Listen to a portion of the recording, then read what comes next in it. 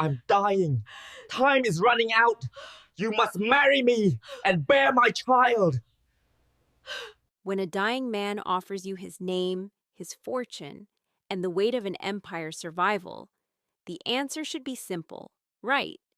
But Naomi Lockwood, a struggling black maid who learned that the most dangerous proposals are the ones wrapped in desperation, and Kang Sun-Ho's eyes held secrets that went deeper than what was killing him. What would you do if you were Naomi? The marble floors of the Kang estate gleamed like frozen tears under the chandelier's cold light. Naomi Lockwood had been warned about the master of this house, warned by the other staff, who whispered in the kitchen, their eyes darting toward the east wing where Kang Sun-Ho lived like a ghost among the living. "He'll bite your head off for breathing too loud," Mrs. Park had said during Naomi's first week, her wrinkled hands wringing a dish towel. "His disease makes him cruel. 2 years left, they say, maybe less." Naomi had simply nodded, adjusting her white apron. She'd come to Seoul with nothing but a nursing degree she couldn't afford to complete and a heart too stubborn to break. The Kang Syndicate paid triple what any hospital would offer, and she needed the money to send home to her younger brother in Atlanta. Cruel bosses were nothing new, but Kang Sun-Ho wasn't what she expected. The first time she entered his private study, a cathedral of dark wood and darker silence, she found him standing at the window, staring at cherry blossoms that had bloomed too early. He was tall, his frame still powerful, despite the illness hollowing him from within. Silver threaded through his black hair, and when he turned, his eyes held the kind of exhaustion that comes from fighting a war already lost. "You're the new maid," he said in English, his accent sharp as broken glass. "Yes, sir, Naomi Lockwood." He studied her face for a long moment. Her dark skin, her steady gaze, the way she didn't flinch under his scrutiny. Something flickered in his expression, too quick to name. "Everyone here fears me," he said quietly. "You should too." Naomi set down the tea tray with deliberate care. "Respectfully, sir, I've seen scarier things than a sick man pretending to be a monster." The silence that followed could have shattered stone. Then Sun-Ho did something the staff swore he never did. He laughed. It was brief, bitter, but real. "You'll last a week," he said, turning back to the window, "or you'll last forever. We'll see which." Well, that was 3 months ago. Now, Naomi knew the rhythm of his days, the medication schedule he followed with military precision, the nights when pain kept him pacing until dawn, the photographs he kept in his desk drawer of brothers and cousins who'd all died before reaching 70. The Kang blood curse, they called it, a genetic anomaly that dissolved red blood cells, slowly, inevitably turning strong men into shadows. She also knew about the war brewing in the Syndicate. Sun-Ho had no heir. When he died, his empire would fall to the Choi family, specifically to Choi Dae-jung, a man whose reputation for cruelty made Sun-Ho look like a saint. The staff whispered about the businesses that would burn, the people who would disappear. Sun-Ho knew it too. She could see it in the way he'd stopped eating, stopped caring about anything except the inevitable, until that very night when he called her to his study at 2 a.m. Naomi found him at his desk, a glass of whiskey untouched beside a stack of medical reports. He looked smaller somehow, as if the weight of his mortality had finally crushed something vital. "Sit," he said, not looking at her. She sat, her heart suddenly loud in her ears. "I'm going to ask you something unconscionable," Sun-Ho began, his voice hollow. "And you're going to refuse, because you're smart and moral and everything I stopped being 20 years ago." Naomi waited. He finally met her eyes, and what she saw there stole her breath. Not cruelty, but raw, desperate humanity. "I need an heir, not for legacy, not for pride." His hands trembled slightly. "The Choi family will inherit everything I've built. They'll turn my businesses into slaughterhouses. The legitimate operations, the hospitals, the schools my money funds, will disappear. Hundreds of people will lose their livelihoods. Thousands will suffer. Sir, I'm asking you to marry me in secret," he said, the words falling like stones. "I'm asking you to carry my child. One heir to prevent the succession clause from triggering. I'll pay you anything. You'll never have to work again. Your family will be... Stop. What do you think she was about to say? If you were Naomi, staring at riches and luxury that will keep you for the rest of your life, will you accept on the detriment of your life, or walk away and live a poor life? Hello, beautiful. Before the year runs out, I just want you to know you matter. You could be anywhere, yet you are here, and that choice means something. If this story keeps you company, subscribe, and let's know the comfort of where you are watching from. Now, let us continue. The word hung between them like a blade. Sun-Ho's jaw tightened, but he didn't look away. I know what I'm asking is... You're asking me to sell my body, Naomi said, her voice steady despite the tremor in her hands. To become a womb for hire, to bring a child into a world of violence and death sentences. Yes, no deflection, no pretty lies. Just that single, honest word. Naomi stood, her chair scraping against the floor.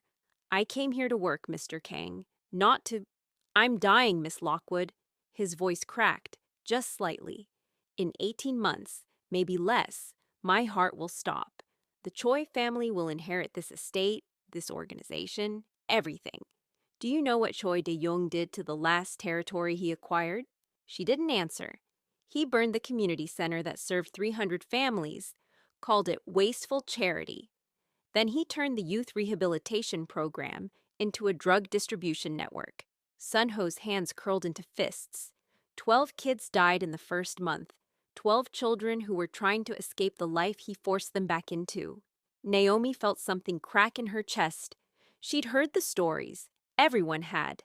I'm not a good man, Sun-Ho continued, standing now, his tall frame casting shadows across the desk.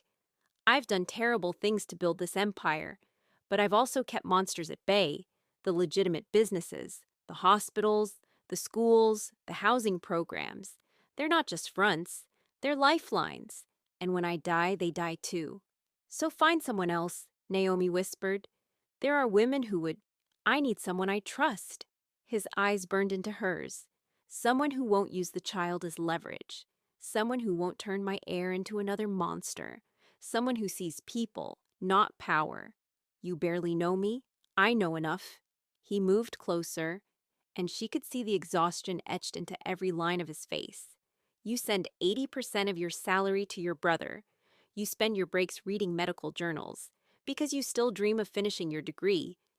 You're the only person in this house who doesn't treat me like a ticking time bomb. Naomi's throat tightened.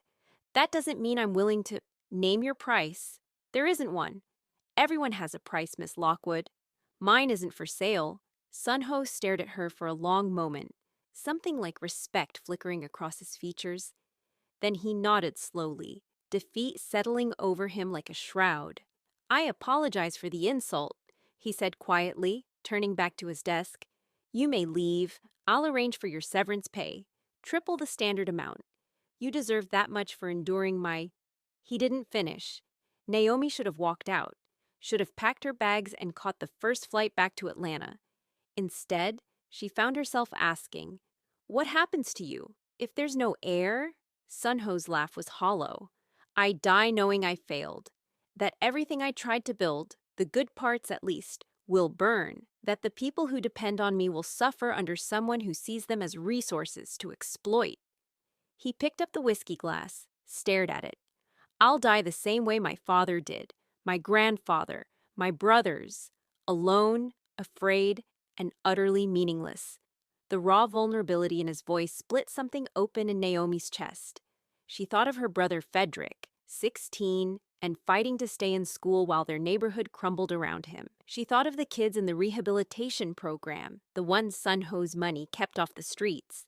She thought of all the people who would become collateral damage in someone else's war. If I did this, the words came out before she could stop them. If I agreed, what would happen to the child? Sun-Ho's head snapped up, his eyes wide with something between hope and disbelief. The child would be protected, he said carefully. Legitimate heir to the Kang name.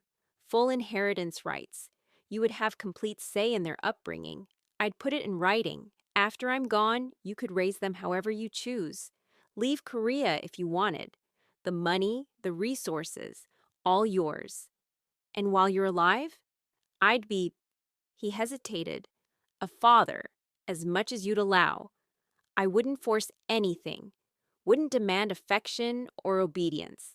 Just a chance to know them, to teach them how to survive what's coming. Naomi closed her eyes, her mind spinning.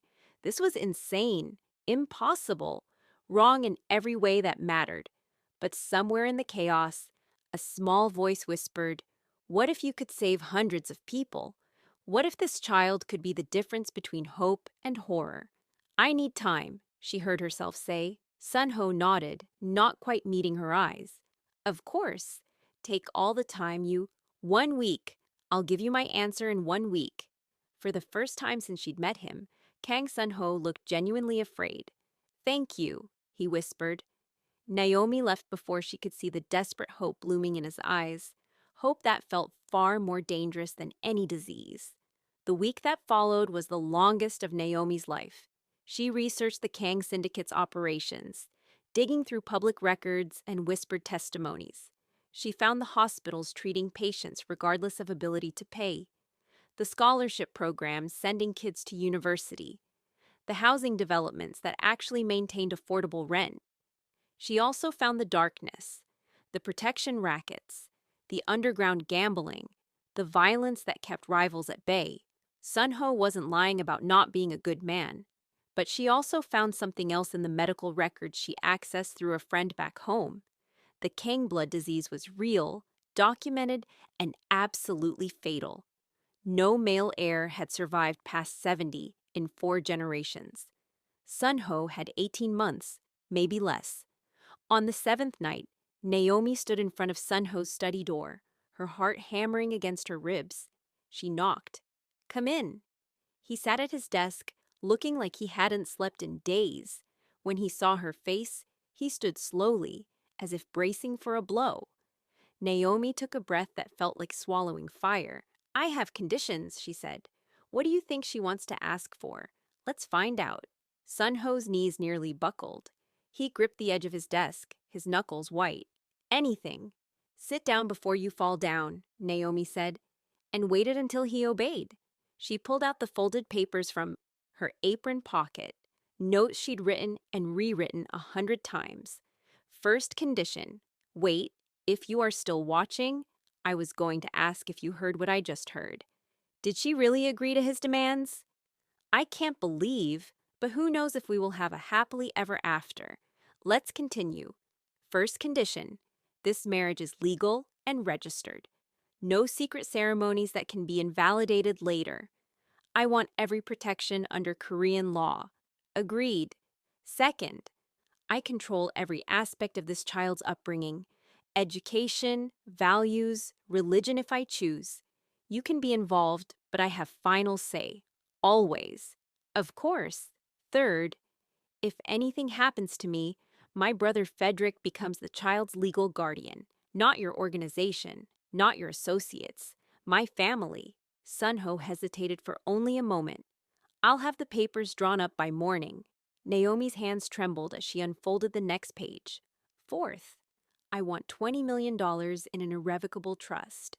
$10 million released immediately to my name. $10 million when the child is born, separate from any inheritance, money that's mine, that no one can touch or control. Done? And fifth, her voice cracked slightly. When you die, I want the rehabilitation program expanded, tripled in size. I want a medical clinic attached to it, fully staffed, fully funded. I want kids to have a way out that doesn't involve choosing between poverty and predators. Sun-Ho stared at her, something indecipherable moving behind his eyes. You're negotiating for other people's children. Someone has to. He stood then, moving around the desk until he was close enough that she could see the silver in his eyes.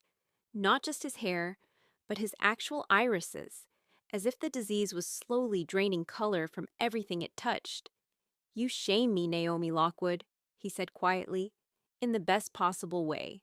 Don't romanticize this, she said, stepping back. This is a business arrangement. I'm doing this because people will suffer if I don't. Not because I know. His voice was gentle. I would never presume otherwise. The wedding happened 3 days later in a private office, witnessed only by Sun-Ho's lawyer and a neutral judge he'd paid handsomely for discretion. Naomi wore a simple blue dress. Sun-Ho wore black, as if attending a funeral. When the judge pronounced them married, there was no kiss, no celebration, just paperwork and the cold weight of a platinum band on Naomi's finger. We should discuss the practical arrangements, Sun-Ho said in the car afterward, his voice carefully neutral. The medical procedures, timing, whether you'd prefer. No procedures, Naomi interrupted, staring out the window at Seoul's glittering skyline. If we're doing this, we do it. Naturally. The silence that followed was suffocating. I don't expect you to, Sun-Ho began. I know what you expect, and I know what I agreed to.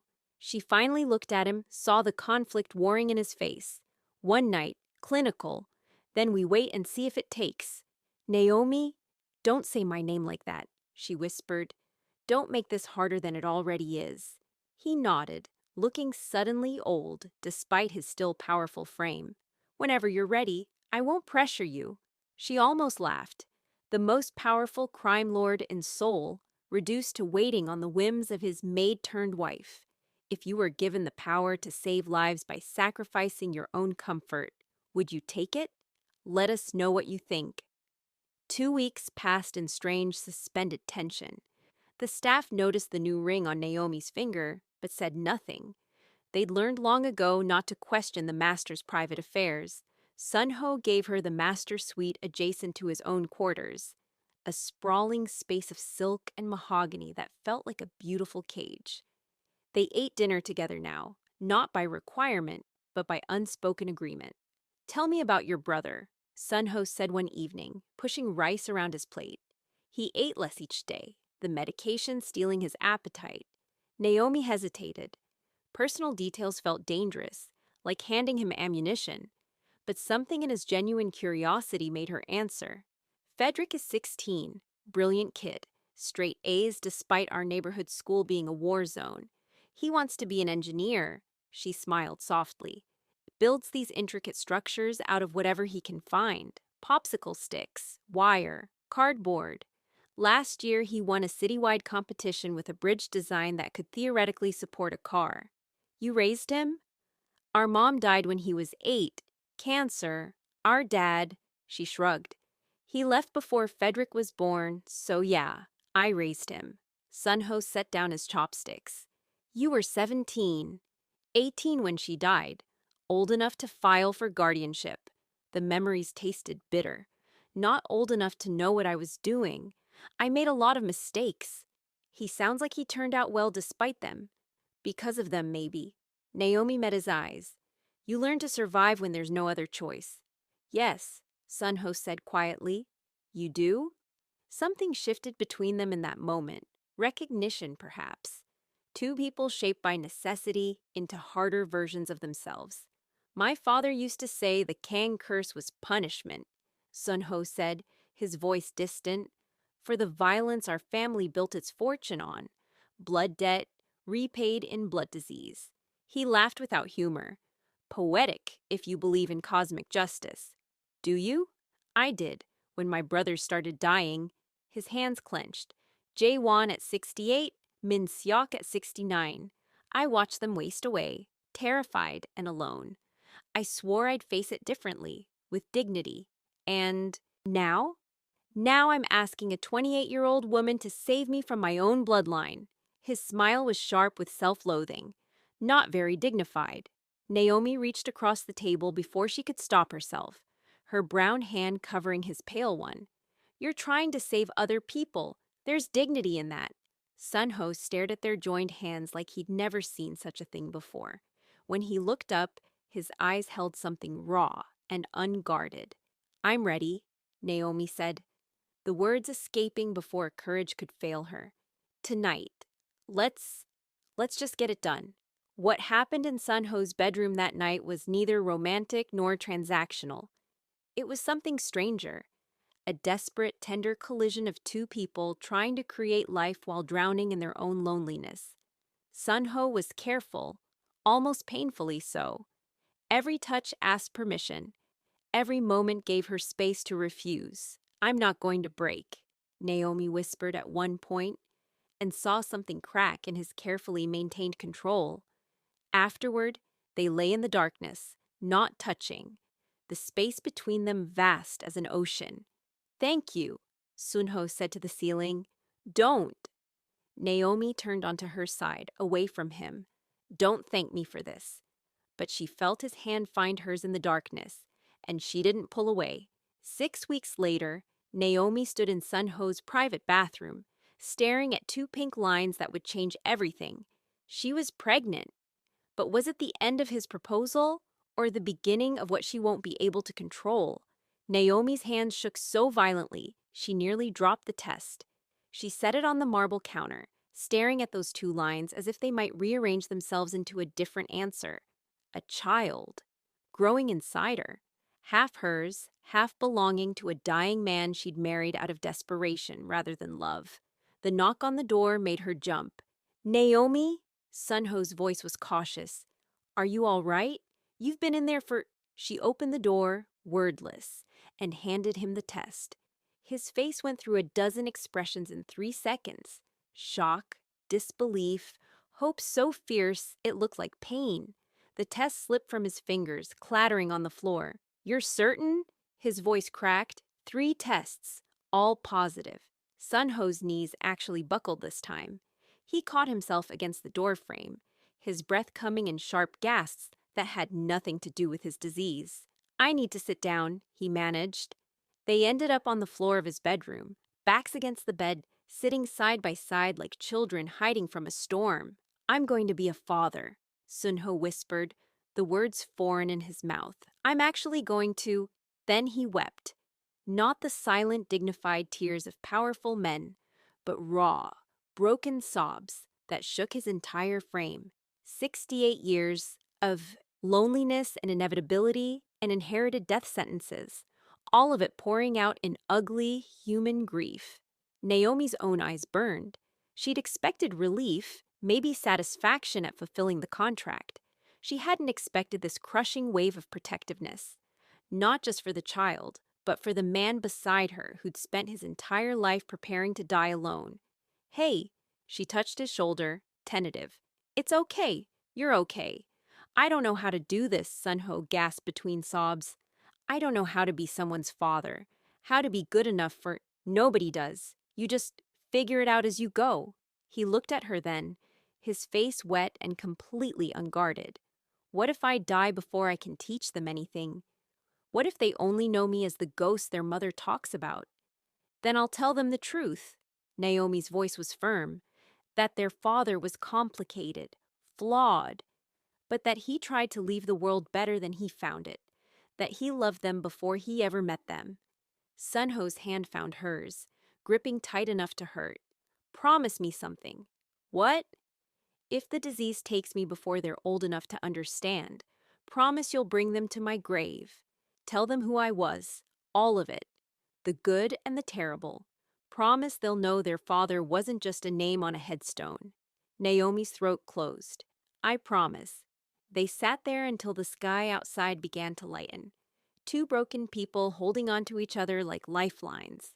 The pregnancy was textbook perfect for the first 3 months. Naomi's morning sickness was manageable. The ultrasounds showed healthy development. Sun-Ho attended every appointment, sitting in the corner like a student terrified of failing an exam, his eyes locked on the grainy images of their child. "There's the heartbeat," the doctor said during the 12-week scan, and Sun-Ho made a sound Naomi had never heard from him before, something between a laugh and a prayer. But it was during the 16-week appointment that everything changed. Dr. Kim, Sun-Ho's personal physician, had insisted on drawing blood from both parents. Standard procedure, she'd said, to monitor for genetic complications. Sun-Ho had agreed with the weariness of someone who'd spent a lifetime as a medical experiment. When Dr. Kim called them back to the office 3 days later, her face was ashen. "We need to run more tests," she said without preamble. "The results we're seeing are unprecedented." Sun-Ho's hand tightened on the armrest. What's wrong with the baby?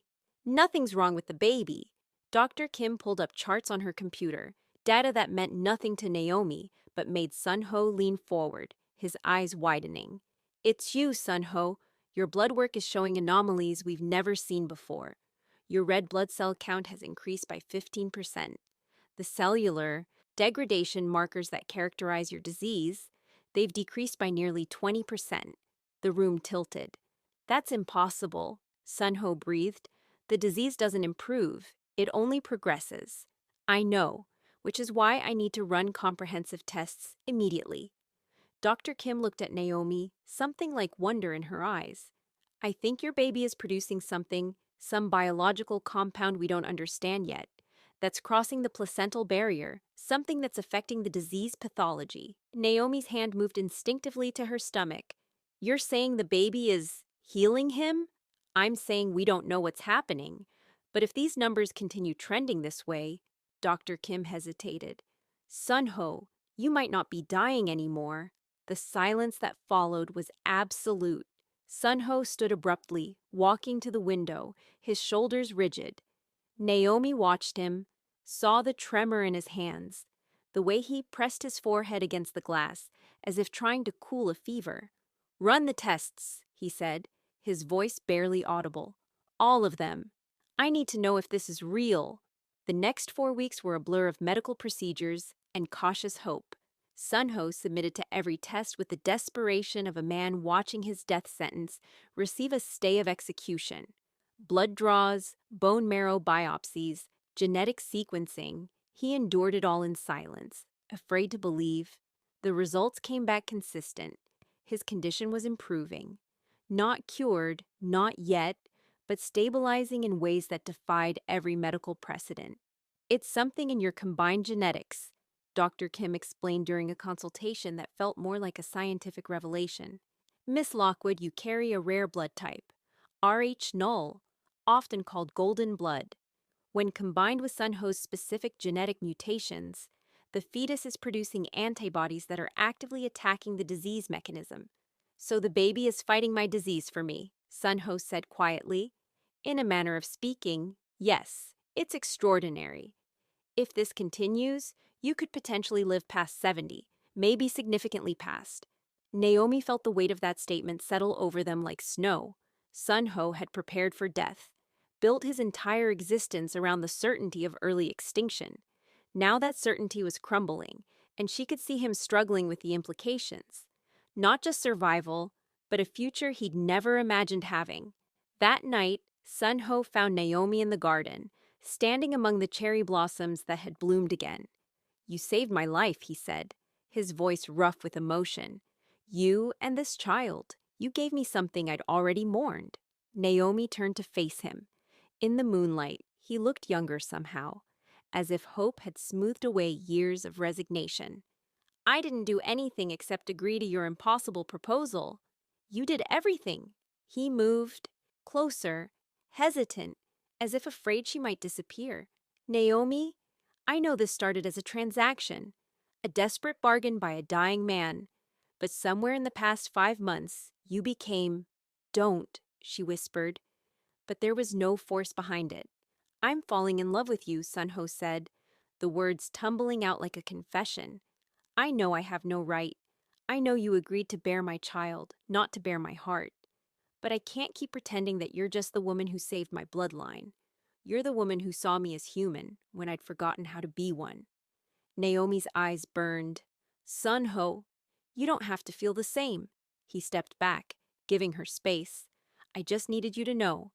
Before everything changes, before I have years ahead instead of months, I needed you to know that you didn't just give me life. You gave me a reason to want it.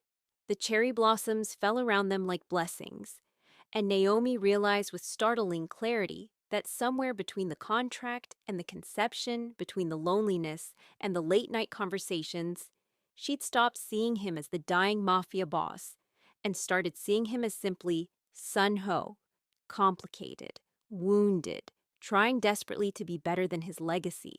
I think, she said carefully, her heart pounding, I might be falling too. The confession hung between them like something fragile and new. Sun-Ho's eyes widened, disbelief and hope warring across his features. He took a step forward, then stopped himself, as if afraid sudden movement might shatter the moment. "You don't have to say that because—" "I'm not saying it because of anything," Naomi interrupted, her voice stronger now. "I'm saying it because it's true, and because I'm tired of pretending this is just a business arrangement when it stopped being that months ago."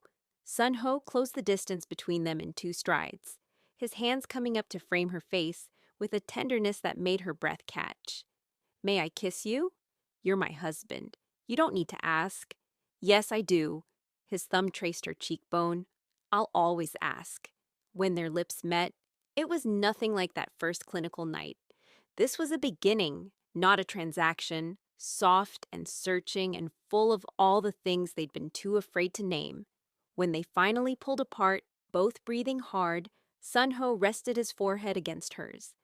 "I'm going to spend the rest of my life, however long that is, trying to deserve you." "You already do," Naomi whispered. "You just couldn't see it." The next 6 months unfolded like a dream neither of them had dared to imagine. Sun-Ho's health continued to improve dramatically. By Naomi's 7th month of pregnancy, his red blood cell count had stabilized within normal ranges. The fatigue that had plagued him for years lifted like fog, burning off in sunlight. Dr. Kim called it a medical miracle. Sun-Ho called it Naomi. But the miracle came with complications neither of them anticipated. The Choi family had been watching, waiting for Sun-Ho's inevitable decline. When word leaked through the medical staff that the Kang heir was not only pregnant but seemingly curing Sun-Ho's disease, Choi Dae-jung made his move. The attack came on a Tuesday evening. Naomi was in the nursery they'd been preparing. Soft yellow walls, a crib Sun-Ho had assembled himself with endearing incompetence. When the alarms blared, Sun-Ho burst through the door, his face grim, 3 of his personal guards flanking him. "We need to move you, now." "What's happening?" Choi sent men. "They're at the perimeter." He was already guiding her toward the panic room, his hand protective on her back. "They know about the baby, about what's happening to me. If I survive, they lose everything." Fear spiked through Naomi's chest, her hand instinctively covering her swollen belly. "The baby will be fine, I promise you." Sun-Ho's voice was steel. "I've spent my entire life preparing for war. They won't touch either of you." The panic room was a fortress. Reinforced walls, independent air supply, enough supplies for weeks. Sun-Ho sealed them inside, then knelt before Naomi, his hands gentle on her stomach. "Listen to me," he said, his voice urgent. "If something happens to me, nothing's going to happen to you. If it does, you take our child and you run. The accounts are already in your name. Frederick is listed as secondary guardian. You disappear and you give our baby the life I couldn't. Sun-Ho, promise me, Naomi." She gripped his face, forcing him to meet her eyes. "You don't get to save my life and then throw away your own. You don't get to give me hope and then take it back. You fight, you come back to us. Promise me." Something fierce and determined blazed in his eyes. "I promise." He kissed her once, hard and desperate, then was gone, sealing the panic room door behind him. The next 3 hours were the longest of Naomi's life. She sat in the darkness, one hand on her belly where their daughter kicked and rolled, the other clutching her phone, watching the security feeds Sun-Ho had given her access to. She watched him move through the estate like a force of nature. Not the dying man she'd first met, but something resurrected and furious. The Choi soldiers never made it past the main house. Sun-Ho's people, loyal to a man they'd watched suffer with dignity, fought with the dedication of those protecting something sacred. And Sun-Ho himself, renewed, reborn, was unstoppable. When the all-clear finally sounded, Naomi's hands were shaking so badly she could barely unlock the panic room door. Sun-Ho stood in the hallway, blood on his knuckles, but very much alive. When he saw her, something in his expression crumbled. Relief so profound it looked like pain. "It's over," he said hoarsely. "Choi is dead. His lieutenants surrendered. It's over." Naomi launched herself into his arms. not caring about the blood or the sweat, only that he was breathing, warm, real. "Don't you ever do that to me again?" "Never," he promised into her hair. "Never again." Their daughter was born 6 weeks later on a perfect spring morning. When the cherry blossoms were in full bloom, Naomi had insisted on a hospital, no home birth in the estate, no matter how much Sun-Ho protested about security. She wanted their child born in a place of healing, not violence. The labor was long and difficult, 18 hours that had Sun-Ho pacing like a caged animal, holding Naomi's hand through every contraction, whispering encouragement in Korean and English. "You're doing so well, my love, so strong, just a little more." When their daughter finally emerged, screaming and perfect, Sun-Ho wept for the second time since Naomi had known him. "She's beautiful," he breathed, accepting the tiny bundle the nurse handed him. "She's perfect. Naomi, she's ours," Naomi finished, exhausted and euphoric. They named her Hope, Hope Sun-Hee Kang Lockwood, a name that honored both their worlds, both their dreams. And when Dr. Kim ran the final blood tests on Sun-Ho 3 days later, the results confirmed what they'd already begun to believe. The disease was in full remission. Not cured, it would require monitoring for the rest of his life, but dormant, held at bay by the biological miracle his daughter had gifted him. "You're going to live to see her grow up," Dr. Kim said, smiling. "You're going to walk her down the aisle someday." Sun-Ho looked at Naomi, at Hope sleeping in her arms, and something in his face transformed. No longer a man preparing for death, but a man stepping into life. 5 years later, Naomi stood in the garden watching Sun-Ho teach Hope to identify cherry blossoms. Their daughter, wild-haired and brilliant, with her father's determination and her mother's compassion, laughed as petals fell around them like snow. Frederick visited from university, the engineering degree he'd earned with Sun-Ho's scholarship program, hanging metaphorically around his neck like a badge of honor. The rehabilitation center had expanded, just as Naomi demanded. The medical clinic served 300 families a month. The Kang Syndicate still existed, but transformed, legitimate businesses, community programs, second chances instead of death sentence. Sun-Ho had spent 5 years systematically dismantling the empire of violence his family had built, replacing it with something that might actually deserve to survive. "Mama, look!" Hope ran over, her small hands full of blossoms. "Daddy says these only bloom once a year. That makes them special." "Very special?" Naomi agreed, pulling her daughter close. Sun-Ho joined them, his arms sliding around Naomi's waist, and she leaned into him, this man who'd proposed out of desperation and stayed out of love, who'd been saved by science and hope and a maid brave enough to bet on impossible things. "Thank you," he whispered into her hair, the words he'd never stopped saying. "For what?" "For saving me, for loving me, for giving me a future I never believed I deserved." Naomi turned in his arms, Hope giggling between them, and smiled. "You saved me too. You just didn't know it." The cherry blossoms fell around them like blessings, and in the distance, Seoul glittered, a city full of second chances, built on the ruins of a curse that love had finally broken. What impossible thing would you bet everything on if given the chance? Share your story below, because sometimes the most desperate gambles lead to the most beautiful miracles.